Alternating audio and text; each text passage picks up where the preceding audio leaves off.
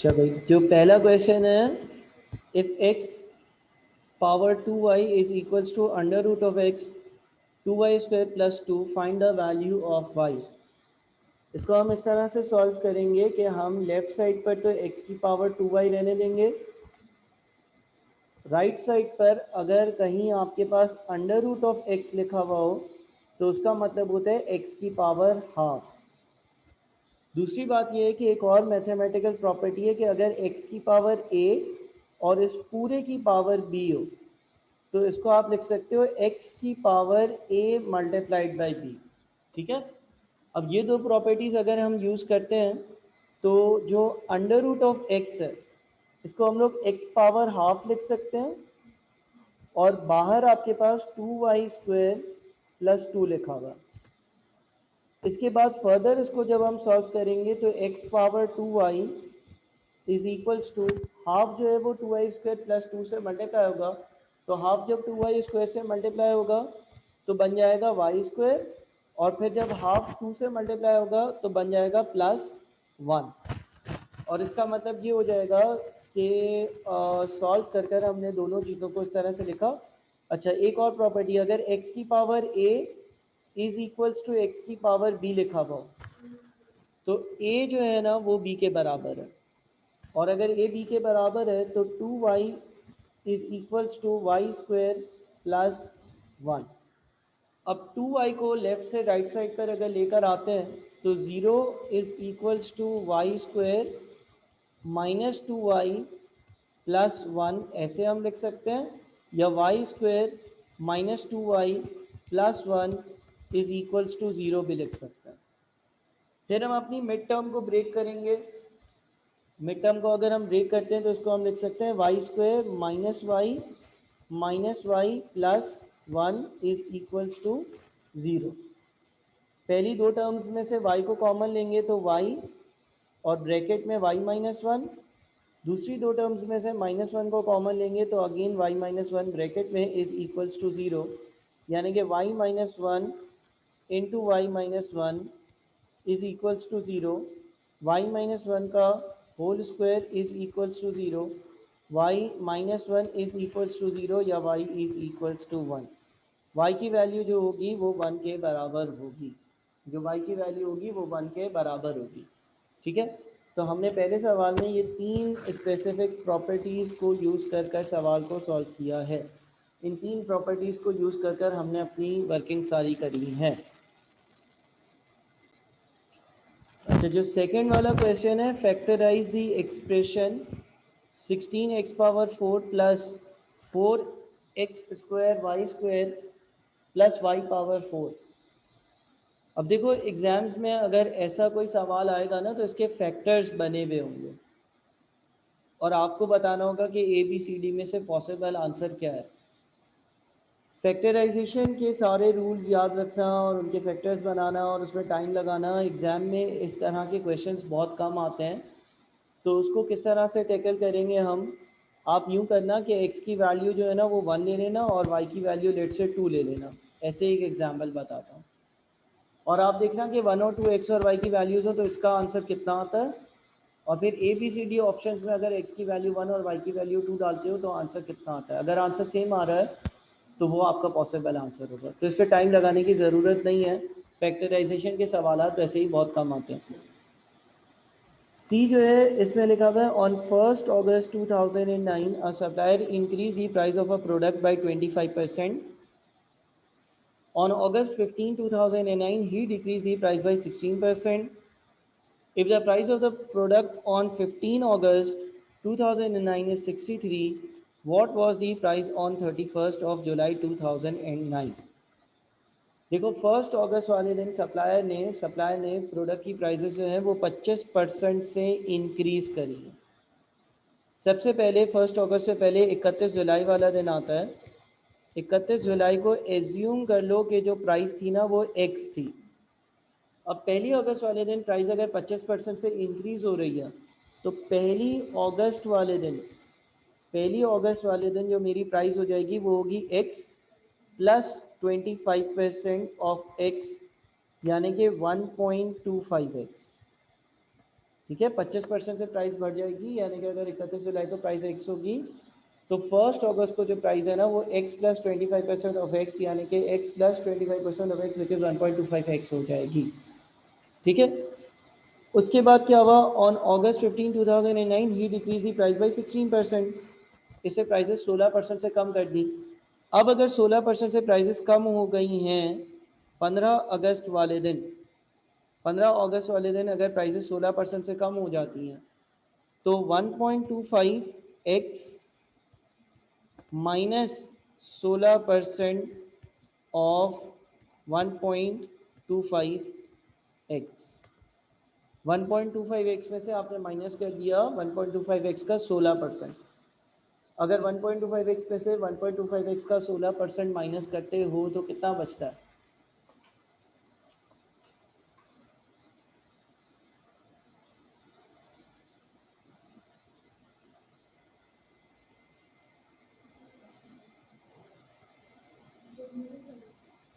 One 1.05x बच जाता है। ठीक है, फिर इसने लिखा कि ये प्राइस जो है ना वो 63 थी, यानी कि 15 अगस्त वाली जो वैल्यू थी वो 63 थी, विच मीन्स के 1.05x जो था वो 63 था, एंड देयरफॉर जब हम x की वैल्यू लिखेंगे तो 63 को हम 1.05 से डिवाइड करेंगे। 63 डिवाइडेड बाई 1.05 कितना आता है? 60 आता है। इसका मतलब कि 31 जुलाई वाले दिन की जो प्राइस होगी ना वो 60 रुपीज़ होगी। 31 जुलाई वाले दिन की जो प्राइस होगी, जो x की वैल्यू है, x की वैल्यू प्राइस के बराबर है, तो x की वैल्यू या प्राइस जो है वो 60 होगी। इसको हम प्रूव भी कर सकते हैं, इसको हम अपने पास प्रूव भी कर सकते हैं। अगर हम इसको प्रूव करते हैं, अगर हम इसको प्रूव करते हैं तो देखो हमारे पास, अगर हम ये कहें कि 31 जुलाई वाले दिन, 31 जुलाई वाले दिन प्राइस 60 थी, सबसे पहले वो पहली अगस्त को, सबसे पहले वो पहली अगस्त को 25% से इंक्रीज़ हुई है। अगर 31 जुलाई वाली वैल्यू को हम 25% से इंक्रीज़ करते हैं तो इसमें हम 60 प्लस 60 का 25% इसमें ऐड करेंगे, 60 प्लस 60 का 25% यानी कि 75। ठीक है, और फिर 15 अगस्त को ये प्राइसेस जो हैं, 15 अगस्त को ये वैल्यू जो है वो कम हो गई थी 16% से, तो इसमें से मैं 75 का 16% अगर माइनस करता हूँ तो मैं 63 पर ही आता हूँ, मैं 63 की वैल्यू पर ही आता हूँ, यानी कि ये हमारा आंसर जो है। क्वेश्चन 2 में लिखा हुआ है 2के ए में, a line passes through the point 3,5 and has same values of x intercept and y intercept, find the equation of the line। एक लाइन है जो 3,5 से गुजरती है, एक लाइन है जो 3,5 से गुजरती है और उसके x इंटरसेप्ट और y इंटरसेप्ट दोनों की वैल्यू सेम है, इस लाइन की इक्वेशन बताओ। ठीक है, एक लाइन है, लेट से मैं यहाँ पर y और x एक्सिस बनाता हूँ, ये हमारा x एक्सिस है, ये हमारा y एक्सिस है। एक लाइन है जो 3,5 से गुजरती है और उसका x और y इंटरसेप्ट सेम है। एज्यूम कर लो कि जो हमारा y इंटरसेप्ट है वो है 0,a, तो जो x इंटरसेप्ट है, जो x इंटरसेप्ट है वो a,0 है, सेम है, ये सवाल में लिखा है, और मुझे इस लाइन की इक्वेशन बतानी है। ठीक है, मुझे इस लाइन की इक्वेशन बतानी है। इक्वेशन मैं इस तरह से बता सकता हूँ कि एक मेरे पास जो है ना वो टू इंटरसेप्ट फॉर्म का जनरल इक्वेशन मौजूद है। टू इंटरसेप्ट फॉर्म जो है, टू इंटरसेप्ट फॉर्म का फॉर्मूला जो होता है इक्वेशन ढूंढने का, वो होता है x upon a plus y upon b is equals to 1। इसमें एक x इंटरसेप्ट होता है और b y इंटरसेप्ट होता है। ठीक है ना, ये जनरल फॉर्मूला। अब यहाँ पर क्या है, यहाँ पर आपका जो x इंटरसेप्ट और y इंटरसेप्ट है वो दोनों सेम है, जो x और y इंटरसेप्ट है वो दोनों सेम है। यानी कि x over a plus y over b is equals to 1 general formula होता है, बट इस केस में आप इसको x upon a plus y upon a is equals to 1 भी लिख सकते हो। और अगर आप इसको इस तरह से लिखो x plus y is upon a is equals to 1 तो भी लिख सकते हो, और x plus y is equals to a भी लिख सकते हो। अब आपको ये मालूम है कि जब x 3 होता है तो y 5 होता है, जब x 3 होता है तो y 5 होता है, लिहाजा आप x की जगह 3 और y की जगह 5 लिखोगे तो a की वैल्यू आ जाएगी, यानी कि a जो है वो आपका 8 है, a जो है ना वो आपका 8 है। अब लाइन की इक्वेशन कैसे ढूंढेंगे? लाइन की इक्वेशन ऐसे ढूंढ सकते हैं, x plus y is equals to a था, तो इसको मैं लिख सकता हूँ x plus y is equals to 8, या इसको लिख सकता हूँ y is equals to minus x plus 8। ये है हमारे लाइन की इक्वेशन, ये हमारे लाइन की इक्वेशन है, y is equals to minus x plus 8। 8 इसमें y इंटरसेप्ट है, 8 इस पे y इंटरसेप्ट है, और -1 माइनस एक्स जो है वो रिप्रेजेंट कर रहा है कि ग्रेडियंट जो है वो -1 होगा। एक तरीका तो सॉल्व करने का ये वाला है, इस तरीके से आप इसको सॉल्व कर लो। दूसरा तरीका भी कर देता हूँ। इसी सवाल को सॉल्व करने का दूसरा तरीका ये है कि मुझे ये बात मालूम है कि मेरा जो ग्रेडियंट होता है ना वो बराबर होता है y2 minus y1 divided by x2 minus x1 के। और इस सवाल में मुझे पता है कि ये लाइन 0 कॉमा ए और a कॉमा 0 से गुजरेगी, 0 कॉमा ए और a कॉमा 0 से पास होगी। इस हिसाब से हम अपना m जो है वो ऐसे भी लिख सकते हैं, y2 माइनस y1 यानी कि 0 minus A divided by x2 minus x1 यानी कि a माइनस 0, और a कैंसिल होगा तो m जो है वो -1 आएगा। जब m -1 आ जाएगा तो using y is equals to m x plus c, हमारा जो m होगा वो -1 होगा तो माइनस एक्स प्लस सी हो जाएगा। अब सी ढूंढने के लिए आप जो है वो ये जानते हो कि आपका जो इक्वेशन है वो 3,5 से गुजरता है, जो लाइन है वो 3,5 से गुजरती है, तो जहाँ पर y 5 है वहाँ पर x जो है वो 3 है, तो c की जो वैल्यू आएगी वो कितनी आ जाएगी? 8 आ जाएगी। अब आप अपने लाइन का इक्वेशन लिख दो, y is equals to minus x plus 8, point intercept 8 है और ग्रेडियंट -1 है। क्वेश्चन 2 के बी में लिखा हुआ है, a shopkeeper sold goods worth 3 million during 2008। एक शॉपकीपर ने साल 2008 में 3 मिलियन रुपए की चीज़ें बेची, 3 मिलियन रुपए के गुड्स बेचे। If is able to increase his sales by 15% annually, अगर ये हर साल अपनी सेल्स को 15% से बढ़ा सकता है, determine the year in which he would achieve the annual sales of rupees 25 million। तो किस साल में इसकी जो सेल्स होगी वो 25 मिलियन रुपए हो जाएगी। यानी कि इसको ये पता है कि इसकी आज की जो सेल्स है ना वो 3 मिलियन है। हमें ये पता है कि हर साल सेल्स जो है वो 15% से इंक्रीज होती है। हमें ये पता है कि कोई एक स्पेसिफिक ईयर ऐसा आएगा जब इसकी सेल्स ग्रो कर कर कर कर कर कर 25 हो जाएगी, लेकिन कितने साल बाद आज से होगा ये नहीं मालूम। तो सबसे पहले तो हम अपना फॉर्मूला यूज़ करेंगे, s is equals to p 1 plus i power n, ठीक है ना। एस जो होगा वो 25 होगा, फ्यूचर में एक वैल्यू 25 हो जाए, आज वो वैल्यू कितनी है? 3 है, यानी कि पी 3 हो। 1 प्लस 15% पावर एन, पहले तो हमें एन ढूंढना पड़ेगा। अब यहाँ पर एन ढूंढने के लिए 25 डिवाइडेड बाई 3, 25 डिवाइडेड बाई 3 कितना होता है? 8.3333 is equals to 1.15 power n, ठीक है। फिर दोनों साइड्स पर लॉग लगाओगे तो log of 8.3333 is equals to log of 1.15 N.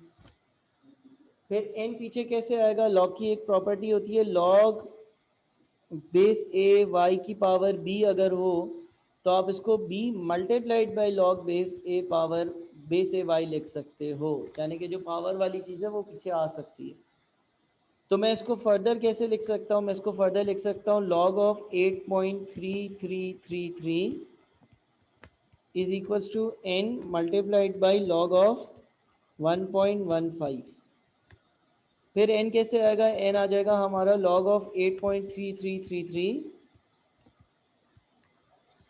Divided by log of 1.15। इसको सॉल्व करके पहले बताओ मुझे n कितना आ रहा है? कितना? 15.17। सबका यही आ रहा है? 15.17। ठीक है, यानी कि पूरे 15 साल और 16वें साल का कुछ हिस्सा गुजर जाएगा, फिर जाकर मेरी सेल्स जो है वो 25 मिलियन को क्रॉस करेगी। अब उससे क्योंकि नंबर ईयर पूछा, कौन सा साल होगा? अभी 2008 है, अभी 2008 है। 15 साल, आज से 15 साल बाद की बात करूं, 2008 में 15 को ऐड करूं तो 2023 बनता है। लेकिन 2023 में क्या कंपनी की सेल्स है वो 25 मिलियन तक पहुंच गई होगी? नहीं, वो 15 साल बाद नहीं पहुंचती है, बल्कि वो 15.17 ईयर्स बाद पहुंचती है। इसका मतलब इसका सही आंसर मेरे ख्याल में 2024 होना चाहिए, क्योंकि 15.17 आ रहा है। 15.17 का मतलब ये है कि 15 साल पूरे और उसके बाद एक और साल। ठीक है, 15.17 है ना। अगर मैं इसको चलो चेक करूं, 2008 में सेल्स कितनी है? 2008 में सेल्स थी 3 मिलियन। कितने परसेंट से ये इंक्रीज हो रही है? 15% से। तो ज़रा इसको 15% से इंक्रीज करो, 3 को 1.15 से मल्टीप्लाई करो, 3 को 1.15 से मल्टीप्लाई करो, कितना बनता है? 3.45। ठीक है, कैलकुलेटर पर वापस से अपने आंसर को 1.15 से मल्टीप्लाई करो, कितना बनता है?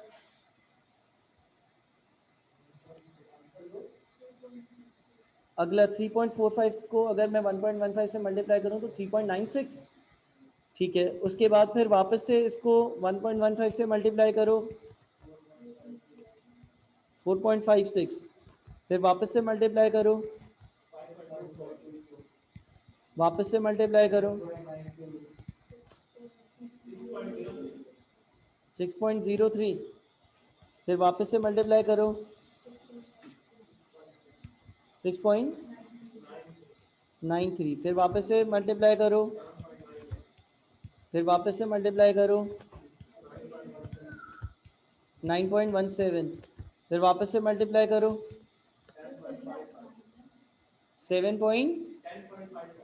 10.55। फिर वापस से मल्टीप्लाई करो, 12.13। फिर वापस से मल्टीप्लाई करो, 13.95। फिर वापस से मल्टीप्लाई करो, 16.05। फिर वापस से मल्टीप्लाई करो, 18.45। फिर 21.22। फिर वापस से मल्टीप्लाई करो, 24.41। फिर वापस से मल्टीप्लाई करो, 28.07। अच्छा देखो, अब यहाँ पर ये प्रूव हो रहा है, यहाँ पर ये बात प्रूव हो रही है कि साल 2023 में हमारी सेल्स 25 मिलियन पर नहीं गई थी, बल्कि 2024 पर गई। इसीलिए हमारा आंसर 15.17 आ रहा था, यानी कि 15 साल और कुछ महीने गुजर जाएंगे, फिर सेल्स 25 पर जाएगी। तो ये ऑब्वियसली वर्किंग की नीड नहीं थी, लेकिन मैंने आप लोगों के लिए कर दी ताकि आप लोगों को मालूम रहे। अच्छा, अब 3 का जो ए है वो एक बॉन्ड्स का सवाल है, और बॉन्ड्स जो है ना वो नए वाले सिलेबस में अगर तुम स्टडी टेक्स्ट में देखोगे तो तुम्हें नहीं मिलेंगे। तुम अगर स्टडी टेक्स्ट की रीडिंग करोगे तो तुम्हें बॉन्ड्स नहीं मिलेंगे, लेकिन कभी कभार ऐसा होता है कि आपके पेपर में वो पूछ लिए जाता है। इसलिए मैंने बॉन्ड के जो 2 वीडियो लेक्चर्स बनाए हुए, बस वो अच्छे से 2-3 बार देख लेना। उसके सवालात बहुत सारे करने की ज़रूरत इसलिए नहीं है क्योंकि वो अब नए सिलेबस में है नहीं, लेकिन अगर पूछ लिए तो तुम्हें थोड़ा सा अंदाज़ा हो। ठीक है, इसके बाद तुम लोग ये 3A ट्राई भी करना, और नहीं हो तो फिर मुझसे पूछ लेना। 3B में जो है वो पूरा करवा देता हूँ। 3B में लिखा हुआ है Shiraz acquired a new car worth 850,000 rupees through a leasing company. Shiraz ने 8.5 लाख रुपए की एक गाड़ी लीजिंग कंपनी से ख़रीदी। He made a down payment of 200,000 and अच्छा देखो, शिराज ने 8.5 लाख रुपए की गाड़ी खरीदी।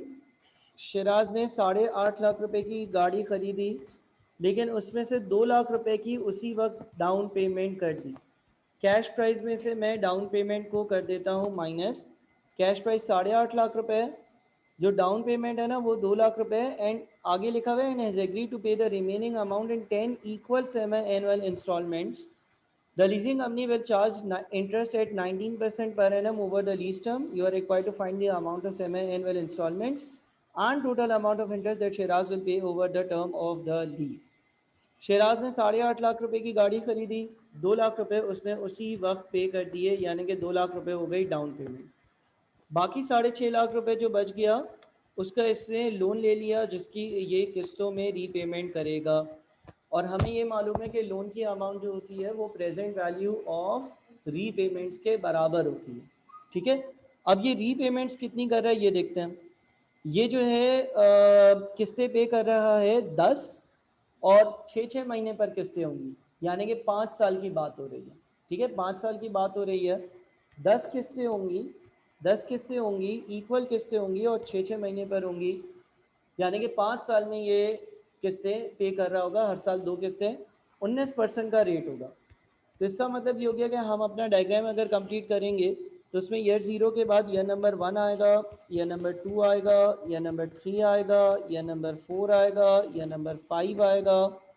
यहाँ पर एक वैल्यू होगी, फिर यहाँ पर एक वैल्यू होगी, दूसरी, तीसरी, चौथी, पाँचवीं, छठी, 7, 8, 9, 10, ये 10 वैल्यूज़ आपके पास हो जाएंगी। ठीक है ना। कैश प्राइस 8.5 लाख रुपए है, 2 लाख रुपए डाउन पेमेंट है, बाकी अमाउंट लोन की है। लोन की अमाउंट जो होती है वो प्रेजेंट वैल्यू ऑफ रीपेमेंट्स के बराबर होती है। और यहाँ पर एक ऑर्डिनरी एनविटी बन रही है। ऑर्डिनरी एनविटी इसलिए बन रही है क्योंकि एक टाइम पीरियड है, फिर अमाउंट है, फिर टाइम पीरियड है, फिर अमाउंट है, फिर टाइम पीरियड है, फिर अमाउंट है, फिर टाइम पीरियड है, फिर अमाउंट है। और पहले टाइम पीरियड आ रहा है, पहले टाइम पीरियड आ रहा है, यानी कि ऑर्डिनरी एनविटी है।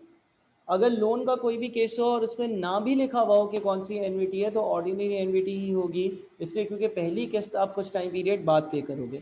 तो यहाँ पर अब हम लिखेंगे लोन की amount is present is equals to present value of repayments. Loan की amount is equals to present value of repayments, यानी कि 6.5 लाख, यानी कि लोन की amount is equals to present value of repayments, यानी कि R multiplied by 1 minus 1 plus 19% divided by 2 power minus 10 divided by 19% over 2। Ordinary annuity की present value का मैंने फॉर्मूला लगाया। इससे मैं ढूंढ लेता हूँ अपनी आर की वैल्यू। आर कितना आ जाता है ये बता दो।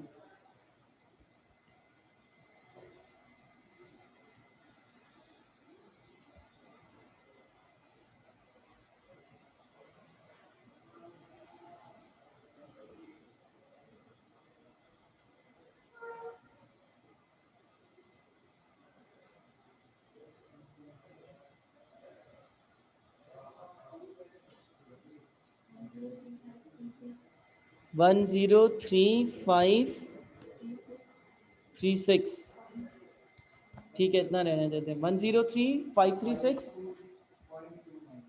तकरीबन इसके आसपास ही आ रहा है। 10-15 रुपए ऊपर नीचे हो सकते हैं किसी न किसी के। अच्छा, तो इससे ये पूछा था कि एक किस्त कितने की होगी। दूसरा इसने बोला था total amount of interest that Siraj will pay over the term of the lease, यानी कि एक किस्त तो 103,536 की बन रही है। एक किस्त जो है वो 103,536 की बन रही है। अगर वो ये पूछ लेता है आपसे किसी सवाल में कि टोटल जो आपका इंटरेस्ट है वो कितना पे किया, तो शिराज ने जो है वो 103,536 की 10 किस्तें पे की हैं 6.5 लाख का लोन वापस करने के लिए। ठीक है, 103,536 की 10 किस्तें 6.5 लाख का लोन पे करने के लिए, तो 103,536 इंटू 10 माइनस 6.5 लाख, 1035 कितना बनता है? 385,360। ये हमारे पास इंटरेस्ट होगा। इंटरेस्ट निकालने के लिए किया क्या, 6.5 लाख का लोन था, मैंने जितनी किस्तें पे की हैं उसमें इंटरेस्ट और प्रिंसिपल दोनों शामिल हैं, उसमें से मैंने अपना लोन वाला अमाउंट हटा दिया, तो मुझे ये पता चल गया कि इंटरेस्ट कितना पे किया। एक तरीका ये होता है।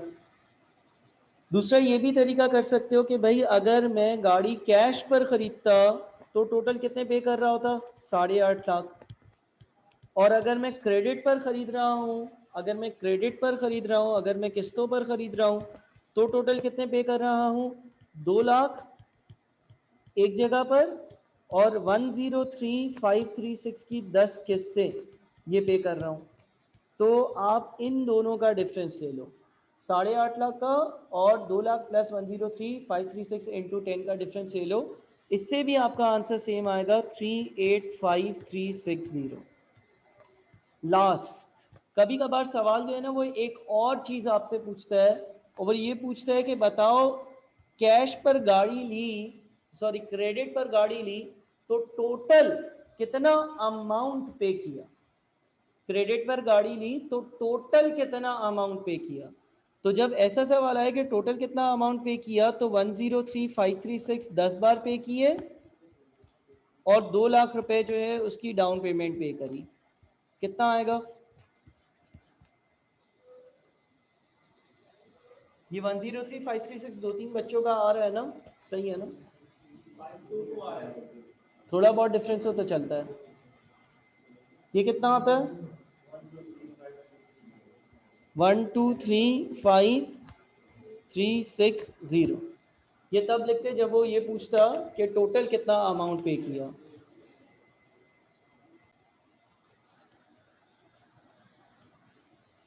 अच्छा, क्वेश्चन नंबर 4 कर लेते हैं। क्वेश्चन नंबर 4 जो है वो डेरिवेटिव्स का है, ठीक है ना? क्वेश्चन नंबर 4 जो है वो डेरिवेटिव्स का है। क्वेश्चन नंबर 4 जो है इसमें लिखा हुआ है the average cost function of a product is as follows. ये आपको जो फंक्शन दिया हुआ है ना, ये एवरेज कॉस्ट का फंक्शन दिया हुआ है। You are required to find the number of units at which the marginal cost will be minimum. किसी चीज का भी मिनिमम या मैक्सिमम निकालना होता है तो उसके डेरिवेटिव को जीरो से इक्वेट करता है। फॉर एग्जाम्पल, अगर मुझे सेल्स रेवेन्यू का मैक्सिमम निकालना है, तो मैं सेल्स रेवेन्यू का डेरिवेटिव निकालूंगा, जो कि मार्जिनल रेवेन्यू आएगा उसको जीरो से इक्वेट करूंगा। फॉर एग्जाम्पल, अगर मुझे प्रॉफिट का मैक्सिमम निकालना है, तो मैं प्रॉफिट का डेरिवेटिव लूंगा, मार्जिनल प्रॉफिट आएगा उसको जीरो से इक्वेट करूंगा। तो किसी भी चीज़ का मिनिमम या मैक्सिमम निकालना होता है तो उसके डेरिवेटिव को जीरो से इक्वेट करते हैं। किसी एक लाइन का मैक्सिमम या मिनिमम चाहिए तो उस लाइन के इक्वेशन के डेरिवेटिव को जीरो से इक्वेट करता है। अब यहाँ पे लिखा हुआ है the average cost function of a product is as follows. ये एवरेज कॉस्ट का फंक्शन दिया हुआ है। You are required to find the number of units at which the marginal cost will be minimum. यानी कि मुझे मार्जिनल कॉस्ट का minimum चाहिए। अगर मुझे मार्जिनल कॉस्ट का मिनिमम चाहिए तो मार्जिनल कॉस्ट के फंक्शन के डेरिवेटिव को जीरो से इक्वेट करूंगा। अब मार्जिनल कॉस्ट का फंक्शन कैसे आएगा? मुझे एवरेज कॉस्ट का फंक्शन दिया हुआ है, एवरेज कॉस्ट का फंक्शन दिया हुआ है, एवरेज कॉस्ट का फंक्शन दिया हुआ है। पहले मैं टोटल कॉस्ट का फंक्शन निकालूंगा। टोटल कॉस्ट का फंक्शन निकालने के लिए हम एवरेज कॉस्ट के फंक्शन को यूनिट से मल्टीप्लाई करते हैं। तो अगर एवरेज कॉस्ट का फंक्शन दिया हुआ है, हमें ये मालूम है total cost is equals to average cost into units. तो हम टोटल कॉस्ट का फंक्शन निकालते हैं, हम इसको यूनिट से मल्टीप्लाई करते हैं। 0.01 एक्स स्क्वायर को एक्स से मल्टीप्लाई करेंगे तो 0.01 x cube, -30 under root of x को एक्स से मल्टीप्लाई करेंगे तो -30 एक्स की पावर 3/2। 300 को एक्स से मल्टीप्लाई करेंगे तो +300 एक्स। 60 ओवर एक्स को एक्स से मल्टीप्लाई करेंगे तो 60। ये टोटल कॉस्ट आ गया। टोटल कॉस्ट का डेरिवेटिव मार्जिनल कॉस्ट होता है, इसका डेरिवेटिव लेंगे, इसका डेरिवेटिव आएगा आपके पास 0.03 x स्क्वायर, फिर 30 को 1.5 से मल्टीप्लाई करेंगे तो -45 x की पावर हाफ प्लस 300। ठीक है, ये मार्जिनल कॉस्ट आ गया। मार्जिनल कॉस्ट का मिनिमम चाहिए, यानी कि इसका डेरिवेटिव 0 से इक्वेट होगा। तो अब हम मार्जिनल कॉस्ट का डेरिवेटिव निकालते हैं, यानी कि 0.06x माइनस 22.5 x की पावर माइनस हाफ, और इसको 0 से इक्वेट करेंगे तो 0 is equals to 0.06x minus 22.5 x की power minus half, minus 22.5 left side पर जाएगा तो पॉजिटिव 22.5 x की power minus half is equals to 0.06x, x की पावर माइनस हाफ राइट पर चला जाएगा तो ये बन जाएगा x डिवाइडेड बाई x की power minus half, 0.06 left side पर आएगा तो 22.5 डिवाइडेड बाई 0.06, 22.5 डिवाइडेड बाई 0.06 कितना होता है बताना।